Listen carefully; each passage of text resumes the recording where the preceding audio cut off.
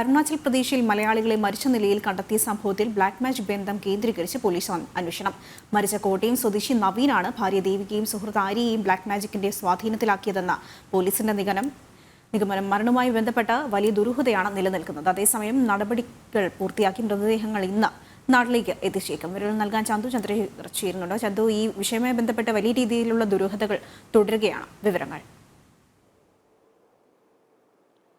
അതിര, ഈ കേസുമായി ബന്ധപ്പെട്ടുള്ള ദുരൂഹതകൾ ഇതുവരെ നീങ്ങിയിട്ടില്ല. കാരണം ഇവർ എന്തിനാണ് ആത്മഹത്യ ചെയ്തത് എന്ന കാര്യത്തിൽ ഇനിയും വ്യക്തത വരേണ്ടതുണ്ട്. ഇത് ബ്ലാക്ക് മാജിക് കേന്ദ്രീകരിച്ചാണ് പ്രധാനമായും പോലീസിന്റെ അന്വേഷണം നീങ്ങുന്നത്. ഇറ്റാനഗർ പോലീസ് അവിടെ ഒരു കേസ് രജിസ്റ്റർ ചെയ്തിട്ടുണ്ട് ഇവരുടെ മരണവുമായി ബന്ധപ്പെട്ട്. അപ്പോൾ ഇറ്റാനഗർ പോലീസ് സംസ്ഥാന പോലീസിന് കൈമാറിയ വിവരങ്ങൾ അനുസരിച്ചാണ് സംസ്ഥാന പോലീസ് ഈ വിവരങ്ങൾ പങ്കുവയ്ക്കുന്നത്. പ്രധാനമായും ഈ മൂന്നുപേരും കോട്ടയം സ്വദേശികളായ ദമ്പതികൾ നവീൻ, ദേവിക കൂടാതെ സുഹൃത്ത് ആര്യ, ഇവർ മൂന്നുപേരും മരിച്ചതിന് കാണപ്പെടുകയായിരുന്നു. ഇവരുടെ ശരീരത്തിൽ മുറിവുകൾ ഉണ്ടായിരുന്നു. അത് വിചിത്രമായ തരത്തിൽ ഉള്ള ഒരു ആത്മഹത്യ എന്ന നിലയിൽ, ചോര വാർന്ന് മരിക്കുന്ന തരത്തിലേക്കുള്ള ഒരു ആത്മഹത്യ എന്ന നിലയിലാണ് പ്രധാനമായും ഈ ബ്ലാക്ക് മാജിക്കിന്റെ ഒരു സ്വാധീനം പോലീസ് അന്വേഷിക്കുന്നത്.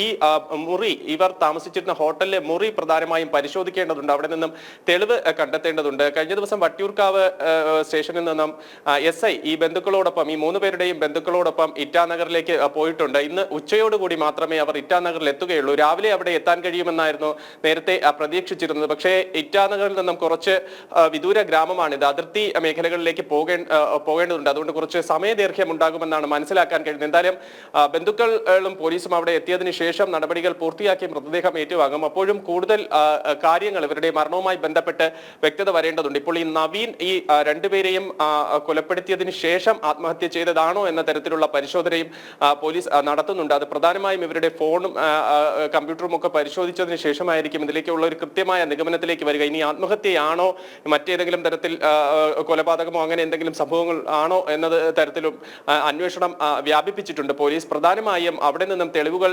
ശേഖരിക്കേണ്ടതുണ്ട്. ആ തെളിവുകളൊക്കെ ശേഖരിച്ചതിന് ശേഷം മാത്രമേ ഇതിലൊരു വ്യക്തത വരികയുള്ളൂ. ഇവരുടെ ഫോൺ കേന്ദ്രീകരിച്ചുള്ള അന്വേഷണം പ്രധാനമായും നടക്കുന്നുണ്ട്. ഇപ്പോൾ ഇവരുടെ ഫോൺ പ്രധാനമായും ഇറ്റാനഗർ പോലീസിന്റെ കൈകളിലാണുള്ളത്. അത് സംസ്ഥാന പോലീസിന് ഏറ്റുവാങ്ങേണ്ടി വരും. അതിനുശേഷമേ ഇതിൽ കൂടുതൽ വ്യക്തത വരൂ. കാരണം ഇവർ ബ്ലാക്ക് മാജിക്കുമായി ബന്ധപ്പെട്ട കാര്യങ്ങൾ, മരണാനന്തര ജീവിതത്തെക്കുറിച്ചുള്ള കാര്യങ്ങളൊക്കെ ഈ ഫോണിൽ പരിശോധിച്ചിട്ടുണ്ട്. അപ്പോൾ ഇത്തരം കാര്യങ്ങളിലേക്കൊക്കെ പോലീസ് അന്വേഷണം നീളുന്നുണ്ട്. ഇവരുടെ സാമൂഹ്യ മാധ്യമ കൂട്ടായ്മ, ഇവരുടെ സുഹൃത്തുക്കൾ, സാമൂഹ്യ മാധ്യമങ്ങളുമായി ബന്ധപ്പെട്ട സുഹൃത്തുക്കൾ തുടങ്ങിയ തരത്തിലേക്കൊക്കെ അന്വേഷണം നീളും എന്നാണ് മനസ്സിലാക്കാൻ കഴിയുന്നത്. എന്തായാലും ഇന്ന് ഉച്ചയോടുകൂടി പോലീസും ബന്ധുക്കളും അവിടെ എത്തിച്ചേരും. അതിനുശേഷം നടപടികൾ പൂർത്തിയാക്കി മൃതദേഹം ഏറ്റുവാങ്ങി നാട്ടിലേക്ക് എത്തിക്കാനുള്ള ശ്രമമാണ് നടക്കുന്നത്. പ്രധാനമായും ഇതിൽ ദുരൂഹത, ഇനി ഏറെ ദുരൂഹത നിലനിൽക്കുന്നുണ്ട്. 17-ാം തീയതി കോട്ടയത്ത് നിന്നും ഇറങ്ങിയ ദമ്പതികൾ തിരുവനന്തപുരത്ത് എത്തിയതായുള്ള വിവരം പോലീസിന് ലഭിച്ചിട്ടുണ്ട്. 10 ദിവസത്തിന് ശേഷം ഇവർ തിരുവനന്തപുരത്ത് എത്തിയെന്നുള്ള വിവരമാണ് ലഭിച്ചിരിക്കുന്നത്. അപ്പോൾ അത് കേന്ദ്രീകരിച്ചുള്ള അന്വേഷണവും പോലീസ് ആരംഭിച്ചിട്ടുണ്ട്. കൂടാതെ ഇവർ എന്തിനാണ് ഈ സ്ഥലത്തേക്ക്, ഇത്ര വിദൂരമായ സ്ഥലത്തേക്ക് പോയത് എന്ന തരത്തിലേക്കുള്ള അന്വേഷണവും ഒക്കെ നടക്കുന്നുണ്ട്. എന്തായാലും വിശദമായ ഒരു അന്വേഷണം ഇതിൽ വേണ്ടിവരുമെന്ന കാര്യത്തിൽ സംശയമില്ല. കാരണം ദുരൂഹതകൾ ഇനി ഏറെ ഈ കേസുമായി ബന്ധപ്പെട്ടുണ്ട്. ആതിര, ചന്തു, ഈ ബ്ലാക്ക് മാജിക് എന്നുള്ളൊരു സംശയത്തിലേക്ക് നീങ്ങുന്നത് ഈ ഫോണിൽ സെർച്ച് ചെയ്തതുമായി ബന്ധപ്പെട്ട് മാത്രമാണോ, അതോ ഏതെങ്കിലും തരത്തിലുള്ള മൊഴികൾ ഇതിൽ രേഖപ്പെടുത്തിയിട്ടുണ്ടോ?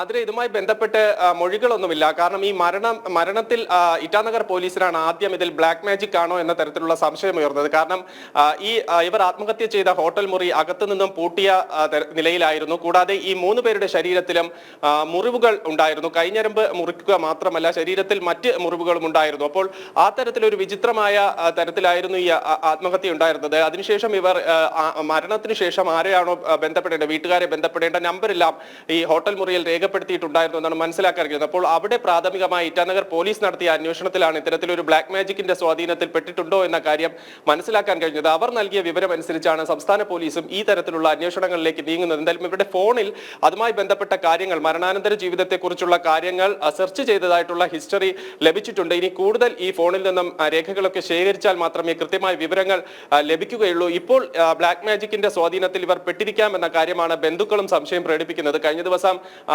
ഈ ദേവികയുടെ ബന്ധു കൂടിയായ സൂര്യ കൃഷ്ണമൂർത്തിയും അത്തരത്തിലുള്ള ഒരു കാര്യം സൂചിപ്പിച്ചിരുന്നു. കാരണം ഇവർ കുടുംബ പശ്ചാത്തലവും വിദ്യാഭ്യാസ പശ്ചാത്തലവും എല്ലാം ഉയർന്ന നിലവാരത്തിൽ നിൽക്കുന്നവരാണ്. മറ്റു പ്രശ്നങ്ങളൊന്നും കുടുംബവുമായി ബന്ധപ്പെട്ടില്ല. അപ്പോൾ സ്വാഭാവികമായും ഒരു ആത്മഹത്യ എന്ന തരത്തിലേക്ക് ചിന്തിക്കേണ്ട കാര്യം ഉണ്ടാകുന്നില്ല എന്ന ഒരു നിഗമനവും പോലീസിനുണ്ട്. അപ്പോൾ ഈ പ്രധാനമായും ഈ നവീനെ കേന്ദ്രീകരിച്ചുള്ള അന്വേഷണം, നവീനിന്റെ സുഹൃത്തുക്കൾ, നവീൻ പുറത്ത് മറ്റാരുമായും വലിയ സൗഹൃദം സൂക്ഷിച്ചിരുന്നില്ല എന്ന കാര്യമൊക്കെ പോലീസ് മനസ്സിലാക്കിയിട്ടുണ്ട്. അപ്പോൾ നവീനെ കേന്ദ്രീകരിച്ചുള്ള അന്വേഷണമുണ്ട്. നവീൻ ആദ്യം ബ്ലാക്ക് മാജിക്കിന്റെ സ്വാധീനത്തിലാകുകയും മറ്റു രണ്ടുപേരെയും ഇത്തരത്തിൽ സ്വാധീനത്തിൽ ആക്കുകയും ചെയ്തോ എന്ന കാര്യം പരിശോധിക്കുന്നു. എന്തായാലും ഈ ഫോൺ വിവരങ്ങൾ ലഭിച്ചാലും കൂടുതൽ ആ മുറികളിൽ നിന്നുമുള്ള തെളിവെടുപ്പും ഒക്കെ പരിശോധിക്കുന്നു. മാത്രമല്ല ഇവരുടെ യാത്ര സംബന്ധിച്ചുള്ള വിവരങ്ങളും പോലീസ് ശേഖരിക്കുന്നുണ്ട്. ഈ കാര്യങ്ങളെല്ലാം ഒത്ത് ചേർത്ത് വായിക്കുമ്പോൾ മാത്രമേ ഇതിലെ ദുരൂഹതകൾ മാറൂ എന്നാണ് പോലീസിന് ലഭ്യമായിട്ടുള്ള വിവരം. എന്തായാലും ഉച്ചയോടുകൂടി പോലീസും ബന്ധുക്കളും അവിടെ എത്തിച്ചേരും. അതിനുശേഷം സംസ്ഥാന പോലീസ് ഈ വട്ടിയൂർക്കാവ് SI ആണ് അങ്ങോട്ടേക്ക് തിരിച്ചിട്ടുള്ളത്. അദ്ദേഹം